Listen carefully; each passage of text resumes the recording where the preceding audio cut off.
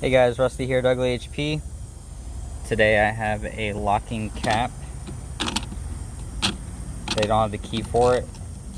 Just a really quick way to get these things is you basically just have to put a screw in there.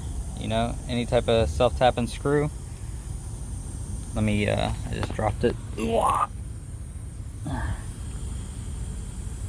I came across another video and I was like, wow, that's just too easy. So you just put a screw in there, and it releases the locking mechanism. You just take it off. So yeah, if you ever lose that key, just run a screw in there. Any type of screw that'll screw into it.